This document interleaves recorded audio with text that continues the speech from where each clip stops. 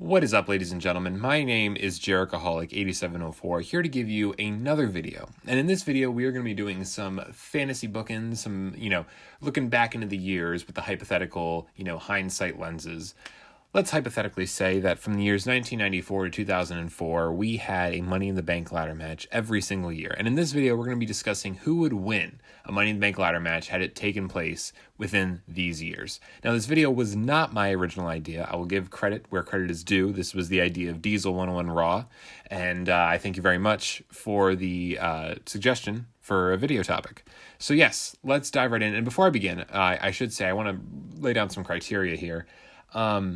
There's only one rule that I want to establish, and that is within the fantasy booking that we're doing here, I'm going to say that the Money in the Bank ladder match takes place around the same time that the modern Money in the Bank ladder matches do. So around June, July, like late June, early July is when these Money in the Bank matches will take place. And that's important just because, if someone's champion at the time, that's why I don't pick them, yada, yada, yada. You get the deal.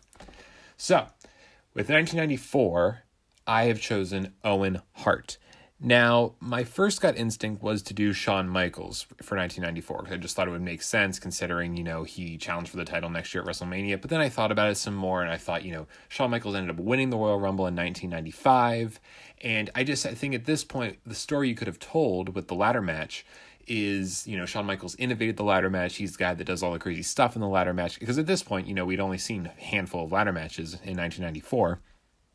And you can make the story that, Shawn Michaels does all these death-defying things and he's great, but he can't win the big one. And I think the perfect person, because the way I envision this is if a Money in the Bank ladder match were to take place in 1994, Shawn Michaels would definitely be in that match and he'd be climbing the ladder. And I think the perfect person just to steal the victory, just to shove the ladder off and steal the victory from him is Owen Hart. Owen Hart was on top of his game in 1994. He was probably doing his best in-ring work of his entire career. He was a tremendous heel. He'd already gotten some big wins. He had beaten Bret at WrestleMania 10. He had won King of the Ring. So I think giving him another accolade heading into that SummerSlam match with Bret would have just been giving more fuel to the fire. And we all know, just from Owen Hart's career, the more accolades and more titles you give him, the more annoying of a heel he is. So I think him not only having the Money in the Bank briefcase, but being the inaugural Money in the Bank winner would just set his ego over the top and would be very entertaining. Because as we know, Money in the Bank, it can work with both heel and face. It depends on how you book it. But 9 times out of 10, it's really a heel thing. And I think the perfect person that epitomizes Money in the Bank is Owen Hart, if that makes sense.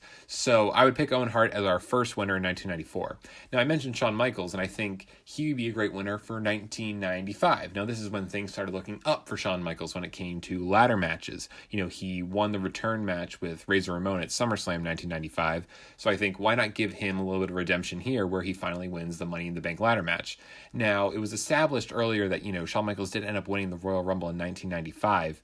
But by the time he had challenged Diesel, he really wasn't that strong of a contender. Like, he still had some growing to do. So I think having him win the Money in the Bank in 1995 when he was still kind of growing into that main event role would have been a perfect fit for him. Again, Shawn Michaels, at this point, he was a babyface. So again, you have the babyface carrying the briefcase, but that's not necessarily the worst thing in the world, especially when Shawn Michaels wasn't the cleanest of babyfaces, if that makes sense. He still had, you could still see Shawn Michaels pulling off like a cheap cash-in or something like that. So I think he would have been a great candidate for 1995. For 1996, I chose Stone Cold Steve Austin. Now, Stone Cold Steve Austin does not seem like the type of person that would, wait and sneak for his moment to get in on a Money in the Bank cash-in. To me, Stone Cold would just be like, I have this briefcase. I want to challenge the champion right now to a fight. Like, I could see Stone Cold winning the briefcase and then immediately challenging the champion. He doesn't care when or, he doesn't have the patience, I think, to, meticulously plan a spot to which he can capitalize on the vulnerable champion. So I think Stone Cold as a Money in the Bank winner might not be the most exciting person considering it just really doesn't align with his character. But my argument for putting him over in 1996 is just Stone Cold was so hot at this point. He was just on fire. Everyone loved him. And, if we're doing the time frame that this takes place in like early July, we're just off the heels of the King of the Ring where, Steve Austin did the legendary Austin 316 promo, which really put him on the map as a marquee star in, the WWE. So I think just kind of going with the flow here and just kind of going with the popularity and really just trying not to have anyone else steal his thunder. You have someone hot. When your top star is hot, you literally just can't fuck it up. And I think just giving him as much, leeway with the fans as possible as just this dominating force in the company, I think it's just the best thing to do. And I think it could be exciting. If you had Stone Cold Steve Austin literally win the ladder match, say get all these ladders out of the ring. I want my championship match right now. I think that could be really exciting and really fun and really speaks to his character. So I would definitely pick Austin for 96. Now for 97, I was thinking a lot about it, and my initial reaction was Triple H. And I was looking back on some of the winners I'd already established between 94 and 96, and I thought, Owen and Austin had just won King of the Ring. Am I just going to be whoever won King of the Ring is just going to get the Money in the Bank contract? And I was thinking about it a little bit more, and, Triple H didn't win his first world title until 1999. And I was like, maybe he doesn't need to win the championship. And, he's going to be in the mid-card for a little bit more. He's going to be going for the Intercontinental title in the next year. So I gave it to Ken Shamrock. Now, I know Ken Shamrock never won the WWE championship, but, I think, especially right off the bat, he had just debuted. His in-ring debut was just a couple months prior to this. I think only after, a few days after WrestleMania 13, he made his in-ring debut.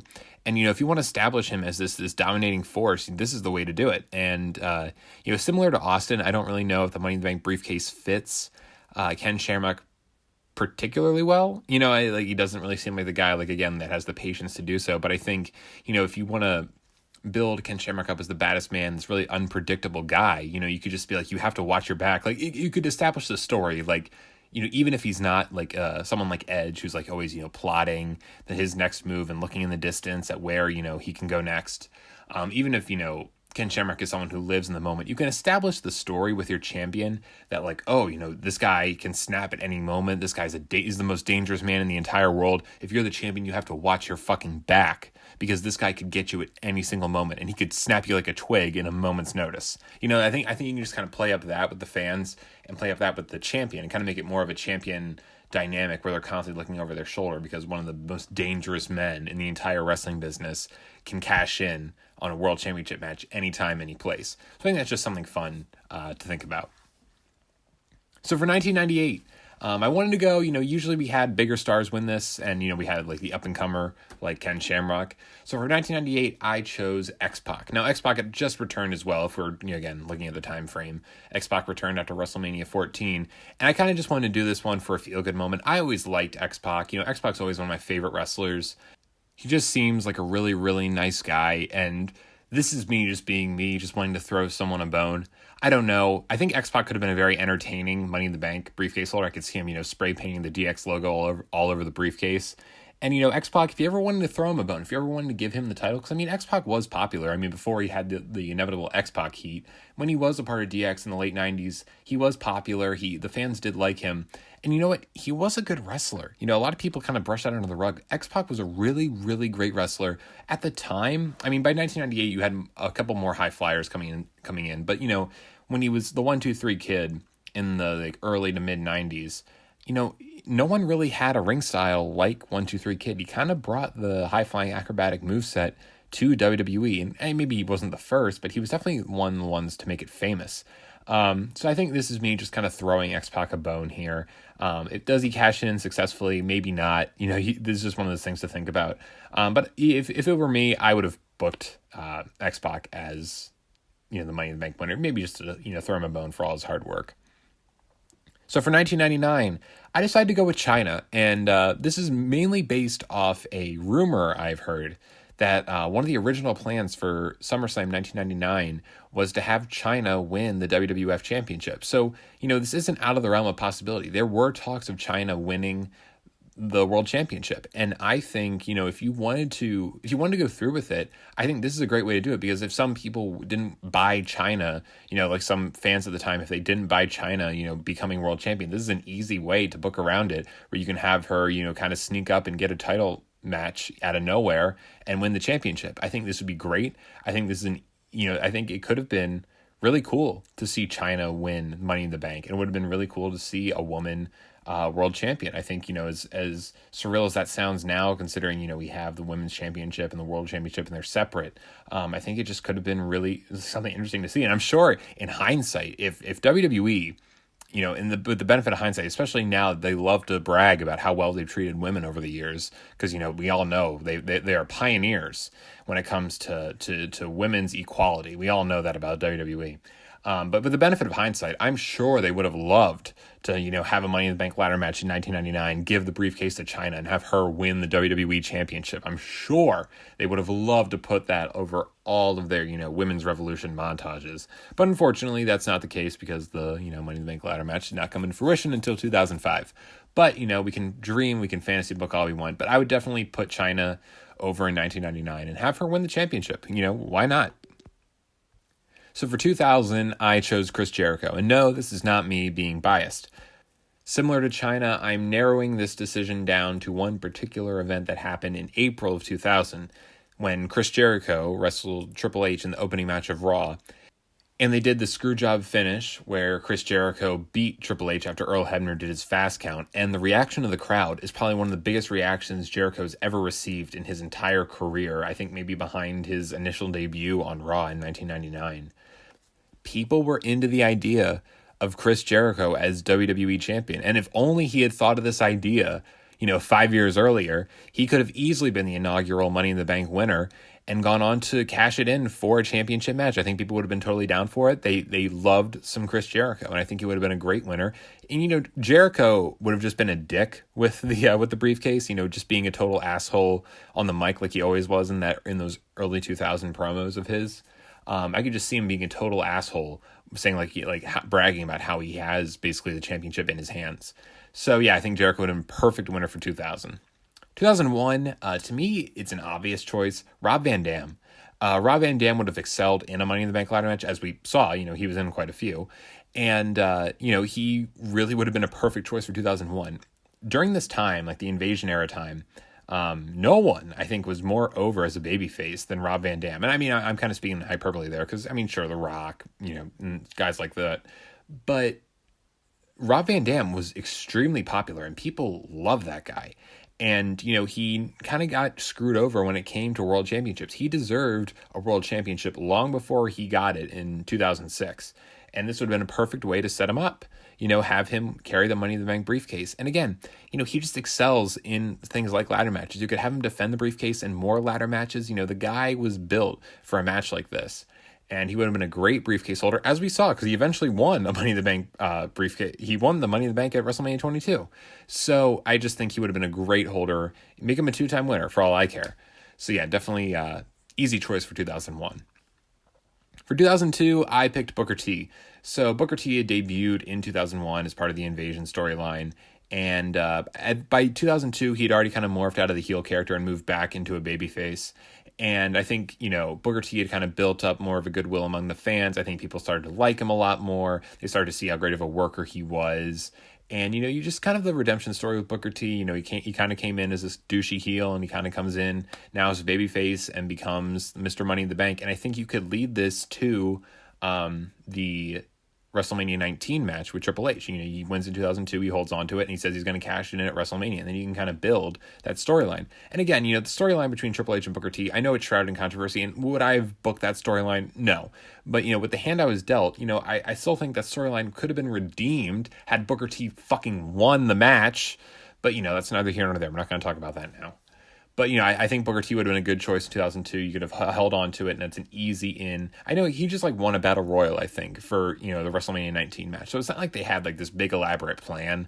Because I think the original plan was Scott Steiner, Triple H 3. And, those two matches sucked at Royal Rumble and No Way Out. So Booker T was just kind of a natural fill-in. And they kind of just had to throw something together. So I think, I'm not really altering history by having Booker T win, and I'm actually making it a lot better. So for 2003, I chose Eddie Guerrero. Very similar idea to Booker T. Just make Eddie Guerrero's babyface run just start out a little bit earlier. He can. I was trying to think of some fun ways Eddie Guerrero could kind of lie, cheat, and steal his way to the Money in the Bank contract. I was thinking maybe Eddie Guerrero could have stolen like the contract out of the briefcase. So like someone maybe like pulls down the briefcase, but Eddie had the contract the entire time. So then they have like a singles match for the contract or something like that. Or they have like a second ladder match for the contract. I was trying to think of like funny ways to incorporate Eddie Guerrero's gimmick into the Money in the Bank. I thought like maybe he could like pretend to cash in when the champion was like vulnerable, or like when the champion was in a bad spot, or maybe when they were in an advantageous spot and they were like all for it, and then Eddie Guerrero's like, oh no, I lied, and he just like, kind of swerves them really quick or something like that. Just like funny ways to, I think Eddie Guerrero could have been a really, really entertaining Money in the Bank holder just because of his gimmick. So that was partially the reason why I gave it to him. And I mean, in 2004, he eventually won his first WWE championship. So, I think this, again, kind of similar to Booker T, you can kind of ease your way into this, because I'm trying to remember, I think they had that Royal Rumble on SmackDown, did they not? That's how Eddie Guerrero won. So it's like similar to Booker T. He just won like a giant battle royal, and that's how he kind of stumbled into the championship match. But again, if you had the Money in the Bank briefcase, you can kind of, ease your way into it in a more organic way. And again, I just think all the comedy things he could do with the Money in the Bank briefcase would be really awesome to see. And finally, 2004, again, a really obvious pick for me. I'd have to go with Randy Orton. Again, this is the third straight one. Didn't Randy Orton won a giant-ass battle royal, because it was that Raw where it was like the battle royal for the first hour, and the second hour was the Iron Man match between Triple H and Chris Benoit. So Orton won a battle royal, I believe, last eliminating Chris Jericho, if memory serves me right. My Raw 2004 knowledge, man, that's when I was starting to watch for like really hardcore. So don't test me on my Raw 2004 knowledge, because I think it's pretty sharp. Anyway, Randy Orton won that battle royal, and he was able to challenge Chris Benoit at SummerSlam. So again, you just do the same thing. Money in the Bank, it's a more organic way than just winning a giant-ass battle royal, which I guess is just what they had to do back then when they didn't have Money in the Bank. But, Orton, Money in the Bank, again, like that name just kind of resonates with the cocky ass Orton when he was like, the young heel legend killer. And again, he was going to win the world championship eventually. They were dead set on having him win, especially when Brock left and they wanted to erase Brock as the youngest champion. So, they were dead set on having that. I just think Orton would have been a very, very great Money in the Bank winner. And he eventually did win Money in the Bank in 2013, but he was a very different character by then. That was completely different Orton than, the one we had in 2004.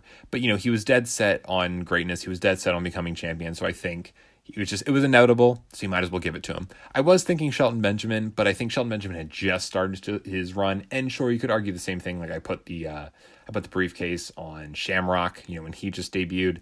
But, to me, Benjamin was never, especially in like 2004, he was never cut out to be world champion. Within that like 1 year, he was a great Intercontinental champion. I could believe, looking back in 1997, I could believe that Shamrock could win the championship within that first year, especially when he was feuding with guys like Brett. Brett, when he was the champion, Shamrock was in the middle of that Hart Foundation. He was part of that Big Five tag match at Canadian Stampede. So yeah, that's it for me. Again, Diesel 101 Raw, thank you very much for the suggestion. My name is Jerichoholic8704, and I will see all of you guys later.